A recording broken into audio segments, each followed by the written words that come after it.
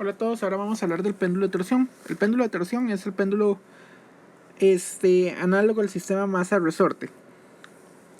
En este caso, lo que vamos a hacer es que vamos a adaptar un cuerpo normalmente hacia su centro de masa, esta vez sí. Y lo que vamos a hacer es que vamos a agarrar ese cuerpo y lo vamos a poner con un alambre o un resorte de torsión. Esto lo que vamos a hacer es similar al sistema masa-resorte, solamente que en lugar de estirarlo, lo que vamos a darle es una vuelta máxima que le vamos a llamar máxima amplitud o ángulo de máxima amplitud. Una vez que lo soltamos, él empezará a sentir un torque de restauración contrario a la posición angular. Entonces, este torque de restauración, tau, va a ser igual a la posición, ya les dije, contrario a la posición angular, y una nueva constante que la vamos a llamar kappa, o constante de torsión del alambre, o constante de restauración del péndulo de torsión, o constante del resorte de torsión, como quieran llamarle. Si es el único torque que está disponible, entonces ya sabemos que esto es igual al momento de inercia por la aceleración angular.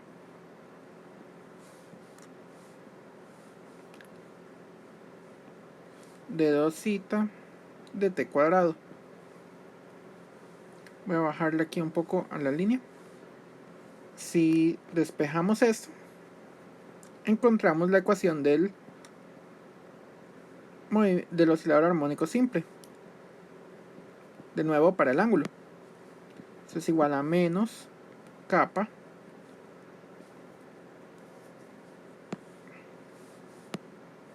entre I por zeta. En este caso, notemos la analogía directa con lo que teníamos anteriormente. Es una nueva frecuencia angular, omega mayúscula, al cuadrado es igual a la raíz de kappa entre el momento de inercia del cuerpo. Y nuevamente podemos obtener su periodo simplemente por hacer la analogía que teníamos anteriormente, 2pi raíz de I sobre kappa. Esto se llama constante de torsión. Muy bien. Este péndulo es extremadamente sencillo. Los problemas son iguales a los anteriores. Y nada más les voy a hacer una pequeña introducción a lo que son oscilaciones amortiguadas y forzadas. Voy a borrar acá. Los problemas de estos son similares a los anteriores. Luego hago ejemplos en otro video o los hago a mano. Todavía no he decidido exactamente cuál hacerlos. Yo creo que voy a hacer unos cuantos en video y unos cuantos a mano y luego se los paso. Voy a limpiar la pizarra. ¿Qué es una oscilación amortiguada? Una oscilación amortiguada o un oscilador amortiguado es aquel oscilador en el que tiene las características del oscilador armónico simple, pero también va a presentar una fuerza de fricción. Y esa fuerza de fricción va a estar dada por un medio. El medio puede ser cualquier fluido. Entonces, cuando usted tiene un cuerpo moviéndose en un fluido, la fuerza de repulsión o fuerza de fricción con el fluido no la vamos a tomar en este caso como la normal por un coeficiente de fricción. ¿Por qué? Porque no necesariamente está el cuerpo en contacto con una superficie, sino que va a estar en todo momento sumergido dentro de un fluido. Experimentalmente es muy sencilla. Esta fuerza, la fuerza de fricción con los fluidos, siempre es contraria al movimiento.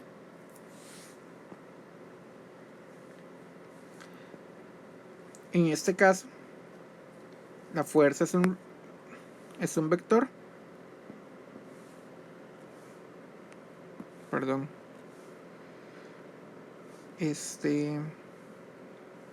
Quitémosle la parte vectorial.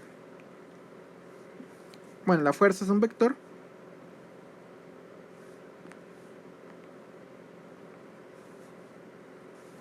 Y es contraria al vector velocidad por una constante. Esta constante B es la constante de amortiguamiento o constante de fricción del fluido. Esta es una nueva fuerza de fricción. No la necesitamos para el examen. Realmente esto es solamente una pequeña introducción a lo que es este estilo de fuerzas y para una pequeña análisis cualitativo de lo que va a pasar. Entonces, al agregar esta fuerza, por ejemplo, si nosotros tuviéramos un sistema masa-resorte sumergido en algún líquido, como digamos algún aceite pesado, entonces estiramos la masita y la dejamos oscilar. ¿Qué va a pasar con ella? La masita va a empezar a oscilar cada vez menos. Si empezamos a medir experimentalmente, la frecuencia angular va a ser la misma. Sin embargo, la amplitud va a ir decreciendo con el tiempo. Entonces vamos a ver matemáticamente qué ocurre. Empezamos de la misma manera con la segunda ley de Newton, sumatoria de fuerzas es igual a masa por aceleración. Las fuerzas que teníamos era la del resorte menos K por X menos B por V es igual a M por A. Sabemos que V es la primera derivada de la posición con respecto al tiempo y la aceleración la segunda derivada de la posición con respecto al tiempo. Entonces nosotros podemos tener como tal una ecuación de segundo grado. Al despejarla de 2x de t, ya les dije, esto no es parte del curso, simplemente es para que tengan una idea de lo que va a ser este tipo de fuerzas. Menos 2x de t más b sobre m de x de t más k por x igual a 0. Este tipo de ecuaciones diferenciales va a depender mucho de estos coeficientes. Esta es una ecuación de coeficientes constantes, va a depender del coeficiente que está acompañando el término de velocidad y el coeficiente que va a estar acompañando, me faltó agregarle aquí, k sobre m, al coeficiente que va a estar acompañando a la parte sin derivar. El que está en la parte sin derivar nos va a dar la frecuencia a la que está oscilando, o la frecuencia angular.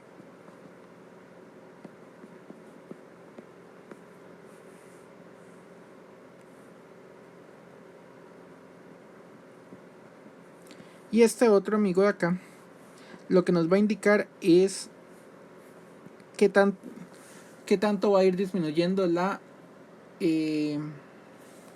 amplitud. ¿Cómo disminuye la amplitud?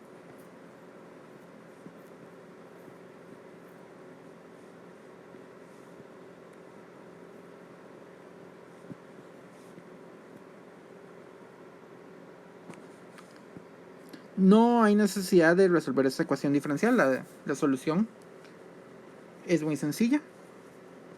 Ya les dije, no es parte del curso. Vamos a tener una amplitud máxima a e a la menos b entre 2m por t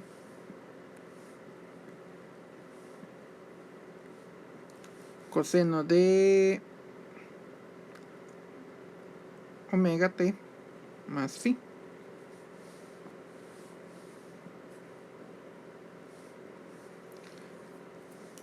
Más o menos para que se den cuenta cómo es la gráfica de esta, va a ir oscilando con la misma amplitud, pero con la misma frecuencia, pero cada vez la amplitud va a ir decreciendo por una envolvente hasta llegar a ser 0. Esto lo que obliga que cada vez que ustedes agarran un sistema masa-resorte y lo ponen a oscilar, siempre va a haber un poquito de fricción, y esa fricción lo que va a hacer es que va a obligar a que la amplitud vaya decreciendo. Si ustedes agarran un sistema masa-resorte, verán que la amplitud va decreciendo hasta que se queda detenido, cuando haya pasado muchísimo tiempo. Muy bien, eso en cuanto a oscilaciones amortiguadas. Ya les dije, no es parte del curso la parte de oscilaciones amortiguadas, simplemente es para que vean lo que va a ir pasando en un sistema masa-resorte. Lo que va, la frecuencia se va a mantener la misma, pero la amplitud va a ir decreciendo. Muy bien, no siempre ocurre esto realmente. Esto es porque las condiciones se dieron apropiadas si la fricción es menor a cierto punto, porque existe una fricción máxima a la que omega va a trabajar. En este caso omega, ya les enseño, es igual a la raíz de k entre m menos b entre 2m al cuadrado. Si llega a cierto punto en que la fricción es muy grande, entonces resulta que no va a oscilar el sistema. Digamos que nosotros pusiéramos el sistema masa resorte, pero en lugar de ponerlo con un poco de agua, lo vamos a poner en un aceite súper espeso. Entonces va a haber tanta fricción, un líquido muy denso, y va a haber mucha fricción que va a impedir el movimiento oscilatorio. Entonces, ¿qué va a hacer? Ustedes estiran la masa y ella en realidad lo que va a hacer es restaurarse hasta llegar a su punto de equilibrio. ¿Por qué? Porque hay un punto en donde hay muchísima fricción. En ese caso es porque se puede clasificar estos movimientos en tres tipos. Los sistemas subamortiguados, en los que tenemos una envolvente y oscilaciones. Y los sistemas sobreamortiguados, en los que hay tanta fricción que no le va a permitir nunca hacer una sola oscilación. La tercera es el punto de transición, los críticamente amortiguados. En ella, el críticamente amortiguado es el punto de transición en el que puede un poquito más y puede haber oscilaciones, o me corro otro poquito en la fricción y ya no va a haber del todo oscilaciones. Ese es el críticamente amortiguado. Muy bien. Y el otro, oscilaciones forzadas. Este es un poquito más interesante, pero tampoco vamos a entrar en muchos detalles con él. Voy a limpiar la pizarra. En las oscilaciones forzadas, que era lo que quería decir, nosotros podemos tener también sistemas con fricción y, aparte de todo, forzamiento. ¿Qué es un forzamiento? Una fuerza externa que depende del tiempo. Siempre que la fuerza externa dependa del tiempo. Entonces, ¿qué vamos a tener? Sistema de fuerzas. Sumatoria de fuerzas igual a m por d2x de t cuadrado. Entonces vamos a tener una fuerza dependiente del tiempo que esté oscilando. No se vale una fuerza que sea constante. Ya lo verán por qué, porque después van a haber problemas donde hay fuerzas constantes que en realidad no vienen al caso para esta parte. Menos k por x menos b por x de t, la fricción, igual a m por d2x de t.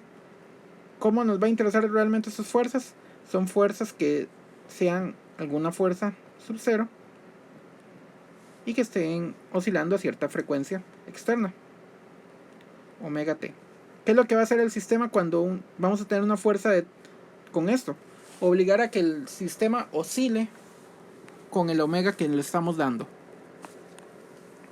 Muy bien, no voy a entrar en muchos detalles de este estilo, pero para resolver este tipo de ecuaciones, pero la amplitud en este caso va a ser igual a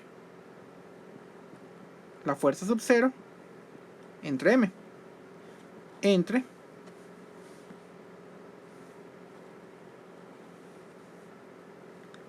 la raíz cuadrada de omega cuadrado menos k sobre m, que era la frecuencia que hubiéramos tenido en caso de que el sistema no hubiera tenido forzamiento, y la parte de la fricción, más b entre m por la frecuencia externa que le estábamos incluyendo al sistema. Perdón, esto es problema del programa que estoy usando. Ok, en este vemos que existe cierta frecuencia que vamos a llamarle frecuencia de resonancia, que es lo que nos va a interesar después, o frecuencia natural.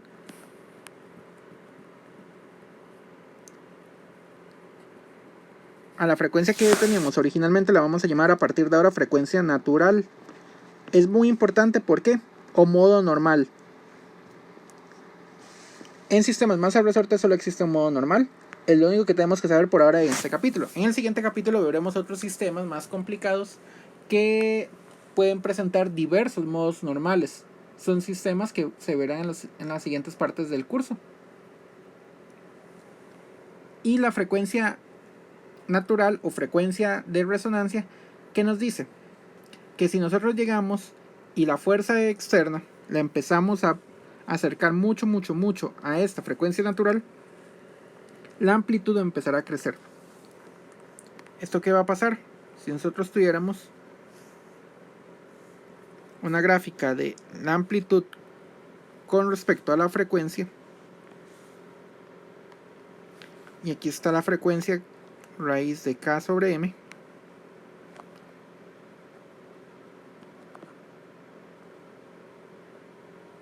mientras más nos acerquemos a esta frecuencia, en la fuerza externa que le estamos poniendo, la amplitud va creciendo cada vez más.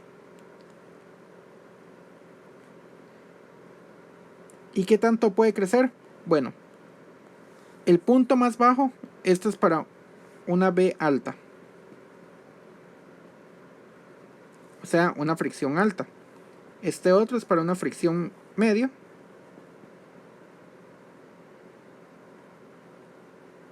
o sea, un B más o menos pequeñito. Y el punto donde se quiebra es cuando B es igual a 0. Sí, o sea, si vamos a llegar a un momento en que vamos a tener un sistema en que la fricción es tan baja que llegue a ser 0, el sistema puede llegar y la amplitud va a crecer indefinidamente. O sea, el sistema en realidad se puede desarmar. Realmente siempre hay fricción, entonces no va a pasar eso. Pero les voy a dar un ejemplo. El puente Tacoma Bridge hace muchos años entró en su frecuencia de resonancia. La amplitud creció mucho y era un puente, o sea, era un puente con una onda que le estaba pasando. Luego veremos la parte de ondas estacionarias. Entonces, al entrar en frecuencia de resonancia, algunos dirían en realidad lo que pasó era autooscilación, pero luego les explico eso. El puente empezó a desarmarse solo. La amplitud empezó a crecer tanto que el puente como tal se despedazó. Por eso es que es peligroso que un sistema entre en resonancia. En circuitos es muy fácil entrar en resonancia y es muy aprovechado. ¿Por qué? Porque los circuitos siempre van a presentar una resistencia. Entonces el circuito como tal no se va a generar un sobrevoltaje, un pico de voltaje. ¿Y por qué ocurre esta frecuencia de resonancia? Bueno, más o menos una explicación un poquito al aire es que en esta frecuencia es muchísimo más fácil transferir la energía al sistema. La fuerza externa le está transfiriendo energía al sistema en la manera más eficiente posible. Entonces el sistema va a empezar a oscilar cada vez con mayor amplitud. En un circuito un sistema mecánico con baja fricción, entonces la amplitud va a crecer demasiado. Si la fricción es grande, entonces no hay tanto de qué preocuparse, solamente va a crecer la amplitud hasta cierto punto máximo.